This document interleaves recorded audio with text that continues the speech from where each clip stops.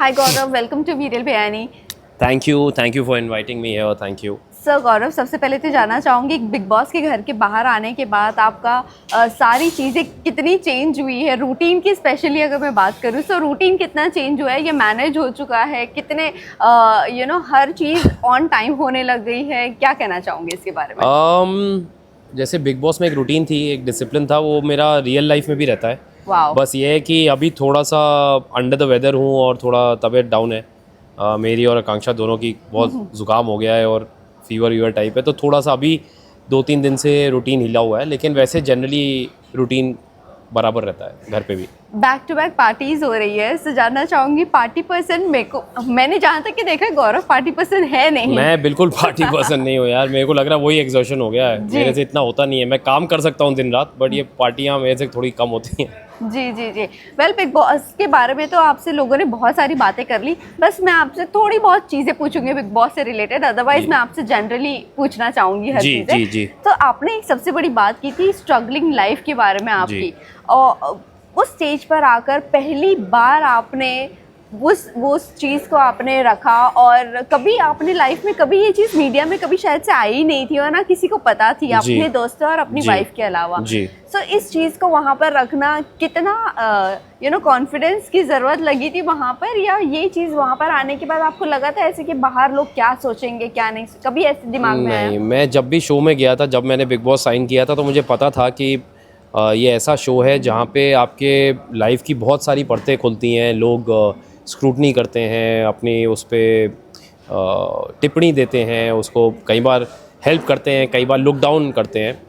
तो मुझे पता था कि मैं ऐसे शो में जा रहा हूँ, इसीलिए मैं बहुत सारी चीज़ें अपनी लाइफ की, आपने देखा होगा लोग बोलते रहे आप बताते नहीं हो क्योंकि मुझे पता था कि मैं सब कुछ नहीं शेयर करना चाह रहा हूँ। कई चीज़ें बड़ी पर्सनल होती हैं, और जब वो टास्क आया कि आपको बताना ही था, आपको ग्राफ लिखना ही था, तब ही मैंने वो किया, वरना उससे पहले मुझे नहीं लगा था कि मैं किसी की सिंपैथी गेन करूं या मैं अपना स्ट्रगल दिखाऊं, जैसे बहुत सारे लोग दिखा रहे थे कि हमने ये किया, हमने ये किया। मेरे को कभी भी ये सब चीज़ें कंटेंट लगा ही नहीं जी। अगर वो टास्क नहीं आता तो शायद मैं कभी ये बातें भी नहीं बोलता, क्योंकि वहाँ मैं गेम खेलने गया हूँ, वहाँ पर मैं अपनी वो दिखाऊं कि मैं देखिए कितनी मेहनत करके आया हूँ, मैं कितना ये, मैं कितना वो, मैं लड़ के आया हूँ घर से, मैं ये करके आया हूँ, मैं ये करके आई हूँ। मैं वो हूँ नहीं बंदा।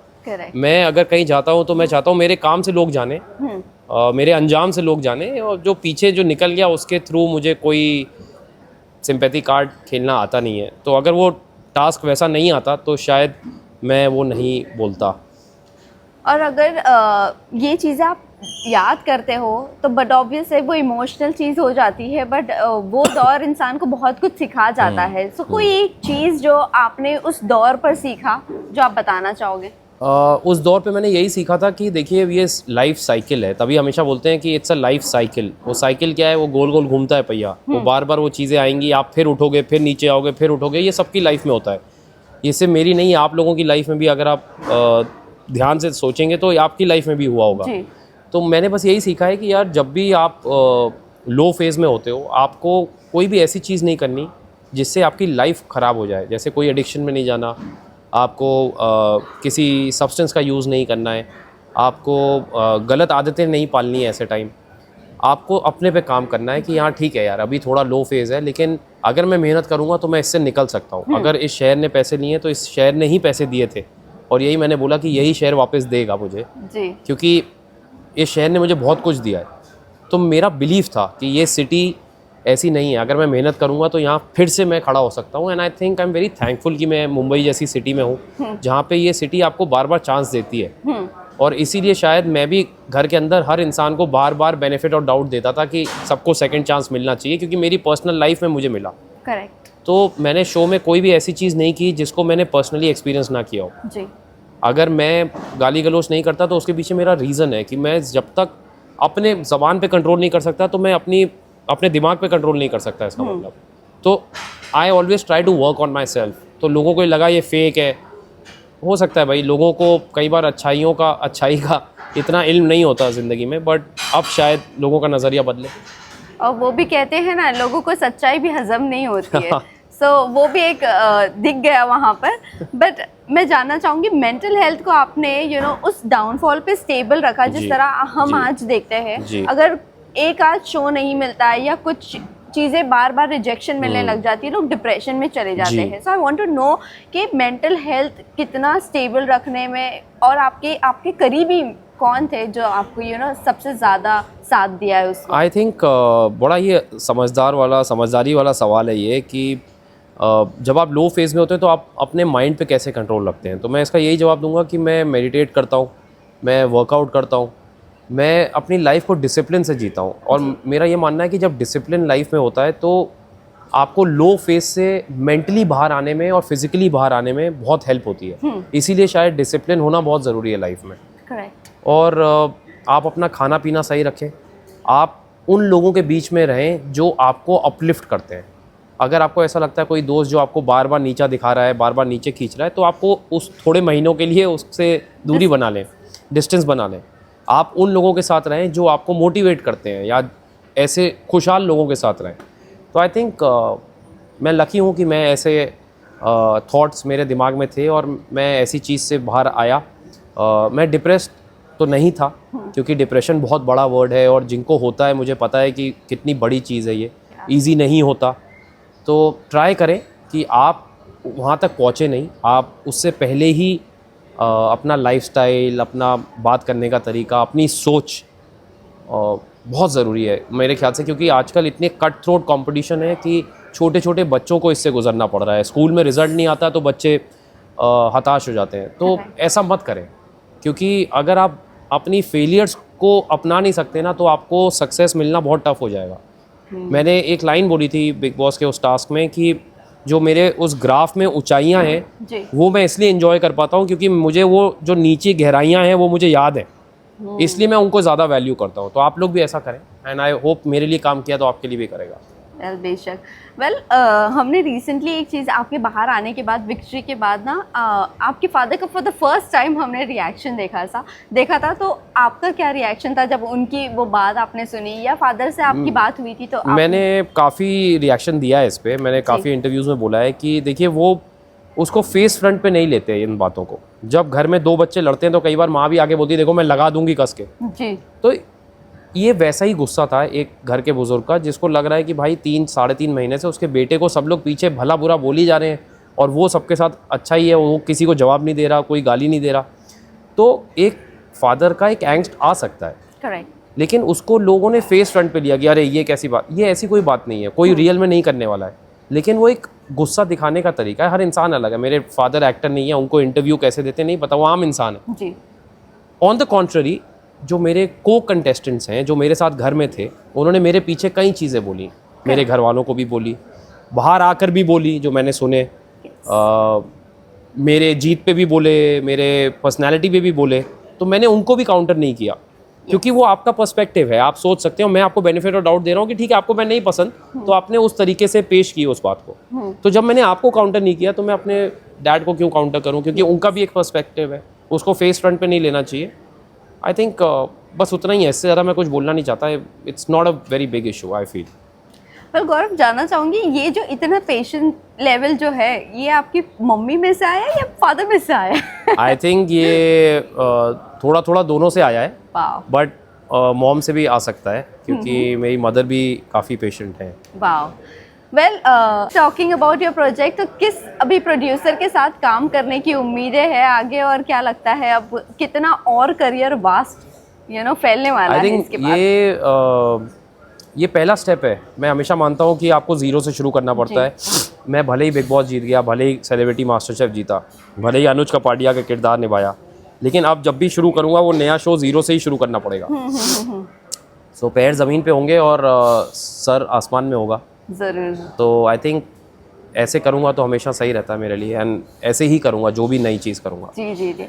वेल, एक चीज़ है आपके रिलेशनशिप को लेकर ना, बहुत बहुत अच्छा लगा आप दोनों को ऑन स्क्रीन देखकर, और एक मिसाल भी सेट हुई है आप दोनों को लेकर। बट मैं जानना चाहूँगी, इस माहौल में ना हमने देखे हैं बहुत सारे जो लव मैरिजेस भी होते हैं, हमने उसको सेपरेशन में भी बदलते हुए देखा है। हाँ। जब ये सारी चीज़ें आप देखते हो तो वो कितने इम्पोर्टेंट हो जाता है वो रिलेशनशिप पे ज़्यादा तवज्जो देना। I think with all due respect, मैंने भी काफ़ी लोगों का सेपरेशन के बारे में सुना और जाना है, काफ़ी हमारी इंडस्ट्री के भी लोग हैं।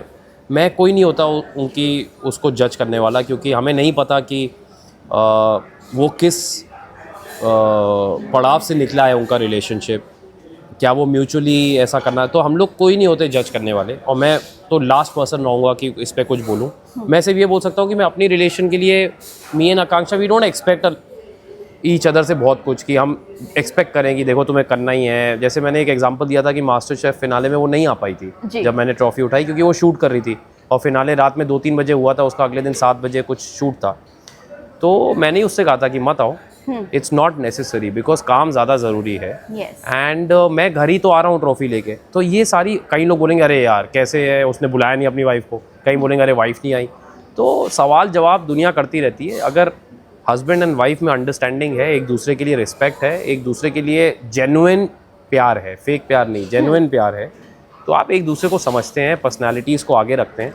आई थिंक ये मेरी कोशिश है, जब तक ऐसा हो पाएगा मैं करता रहूँगा। I will always put her ahead of me, and I think मैं ऐसा ही हूँ। गौरव, आपके साथ कुछ लोगों ने शुरुआत की थी और आज हम उनके बड़े लेवल पर देख रहे हैं। आज मैं बात करूँगी बॉलीवुड पर देख रहे हैं। हाँ। सो सबसे पहले तो मैं ये जानना चाहूँगी, what is the one thing जो आपको अभी भी टीवी तक का ही रखा है, and you have not move to Bollywood और OTT? आई थिंक किस्मत से ज़्यादा और वक्त से पहले किसी को कुछ मिलता नहीं है, तो हो सकता है मेरा वक्त वो अभी तक आया नहीं होगा, लेकिन जब आएगा वो बड़ा दुरुस्त आएगा। I am pretty sure about it. अगर आज का OTT बूम आपकी अर्ली करियर फेज में होता तो क्या गौरव खन्ना भी राजकुमार राव जैसे कंटेंट ड्रिवन फिल्म का हिस्सा होते? आई थिंक अगर इफ़ इन सब चीज़ों में मैं ज़्यादा बिलीव करता नहीं, अभी भी मौका मिलेगा तो मैं ऐसी फिल्मों का हिस्सा बन सकता हूँ। किसने मना किया? Yes sure. Well, Sushant Singh की अगर मैं बात करूँ, सुशांत सिंह ने भी टीवी से बॉलीवुड तक का वो जो एक स्टीरियोटाइप था वो तोड़ दिया था। तो क्या आपको लगता है कि टीवी एक्टर्स को अभी भी टाइपकास्ट किया जाता है? मुझे नहीं लगता कि अभी किया जाता है, बट हाँ, एक breaking into a new industry easy नहीं होता, बिकॉज सबका एक माइंडसेट होता है, सबका एक कंफर्ट लेवल होता है। तो आई थिंक जानबूझ के कोई किसी को डिमीन नहीं करता, किसी को सप्रेस नहीं करता, बट हर इंडस्ट्री का अपना एक पेस है टू वर्क एट। तो आई थिंक वो कई बार पेस एडजस्ट होने में टाइम लगता है, बाकी तो ठीक है। If you have the talent आप सर्वाइव करते हो। वेल, यामी गौतम भी आपके साथ काम कर चुकी है ऑल्सो। उन्होंने बड़ी स्मार्टली बॉलीवुड की तरफ अपनी जगह बनाई उन्होंने। सो क्या आपने कभी कॉन्शियसली फिल्म्स को प्रायोरिटी ना देने का डिसीजन लिया था कभी? नहीं, मैं सच बोलूँ तो मैंने कभी, मुझे टीवी से टाइम ही नहीं मिला। मैं हमेशा टीवी में इतना बिजी रहा, मशरूफ़ रहा, एक शो के बाद दूसरा मिलता रहा, तो मैं कभी काम को मना ही नहीं कर पाया। बट आई थिंक यामी का कॉन्शियस डिसीजन था, उनकी मम्मी का भी था, मुझे याद है वो लोग आते थे सेट पे, और यामी का भी था कि उसको मूवीज़ करनी है, और अच्छा कॉन्शियसली उसने वो किया। एंड बहुत इंटेलिजेंट है। अभी she is also married to a very intelligent film maker. उनकी फिल्में मैंने देखी नहीं है अभी हाल ही वाली, मैं और आकांक्षा जाएंगे देखने। I heard it's doing pretty well. Well, ये तीनों को मिलाकर एक सवाल है। यामी, राजकुमार और सुशांत सिंह, तीनों ने अपने टाइम पे इंडस्ट्री के नॉर्म्स ब्रेक किए हैं। क्या आपको लगता है अनुज कपाड़िया ने टीवी का नॉर्म ब्रेक किया है? ये इसका जवाब आप लोग देंगे तो बेहतर होगा क्योंकि मैं अपने मुंह से क्या बोलूँ कि मैंने क्या किया क्या नहीं किया। आई थिंक मेरा काम जवाब दे देता है। बस ये है कि जब भी मेरे काम को अंजाम मिलता है तो गूंज काफ़ी लाउड होती है। यस। सो लास्ट के 2 सवाल मैं जानना चाहूँगी।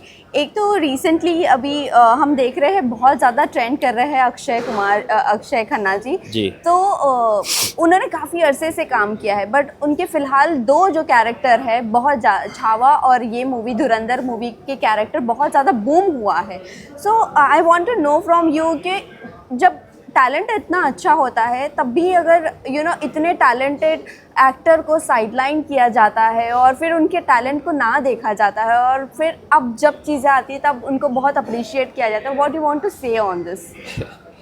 पता नहीं, आई थिंक क्या फ्लॉज हो सकते हैं वो इंडस्ट्री के जो नहीं देखे मैं जाते? इंडस्ट्री का तो फ्लॉ नहीं बोलूँगा, बट ये हो सकता है यार, ये टीवी में भी हुआ है, मेरे साथ भी हुआ है, यस। तो मैं क्या ही बोलूँ इसके बारे में। बट आई थिंक अगर टैलेंट होता है तो वो साल भर साल बेहतर होता जाता है या फिनेस होता जाता है, और उसको एक पॉइंट के बाद कोई दबा नहीं सकता। और आप देख सकते हैं कि मैंने मीम देखा था कि पहले दिन में एक खन्ना ट्रेंड हो रहा था, अब 2 हो रहे हैं। यस। और चांस की बात है उनके डैड का नाम भी विनोद खन्ना और मेरे डैड का नाम भी Vinod Khanna. Oh so what do you think, ये जो चीज़ें चलती है मतलब सही लगता है आपको कभी कभी, या ये हमारे हाथ में नहीं है। Social media? आई थिंक ये हमारे हाथ में नहीं है कि हम जिस भी इंडस्ट्री में हो, इंडस्ट्री अपने आप ही एक पेस पे चलती है, हम सिर्फ अपना काम कर सकते हैं। मैं सिर्फ अपना काम कर रहा था जब अनुष्का पाटिया कर रहा था, मैं ऐसा कुछ कोशिश नहीं कर रहा था कुछ मैं आउट ऑफ द ब्लू कर रहा हूँ। ऐसी मेहनत मैंने पहले भी शोज़ में की है, लेकिन वो चांस की बात है कि वो कैरेक्टर उस वक्त लोगों ने इतने प्यार से देखा कि उनको लगा कि यार ये एक्टर कहाँ था अभी तक। और जब उन्होंने मेरे पुराने शोज़ देखे जाके तो उन्होंने कहा ये लड़का तो तब से ऐसी ही एक्टिंग कर रहा है, मेहनत उतनी ही कर रहा है। वही किस्मत से ज़्यादा वक्त से पहले वाली बात है, एंड आई थिंक ये हर प्रोफेशन में होता है, not only in entertainment. Last question, आपका बहुत ज़्यादा नाम सुन रहे हैं हम कि आप खतरों के खिलाड़ी में भी नजर आने वाले हैं, सो इज दैट कि आपको वो मेरे से अभी कोई बात नहीं हुई है। नहीं हुई है? So would you like to be a part अगर अप्रोच किया गया तो? पता नहीं, मैं अभी सोचूंगा, अभी मैंने कुछ सोचा नहीं है इस बारे में, लेट्स सी। चलिए लास्ट जाते जाते फैंस एंड व्यूअर्स को क्या कहना चाहोगे, और कुछ प्रोजेक्ट्स आ रहे हैं या नहीं आ रहे, कुछ साइन हुआ है या नहीं, अभी कुछ साइन नहीं हुआ है, पर बातें चल रही हैं, लेकिन it's too early stages to say anything, so that's why. Thank you so much for supporting me and being with me in throughout my career, not only in Bigg Boss journey but throughout my television journey. Thank you so much. Thank you.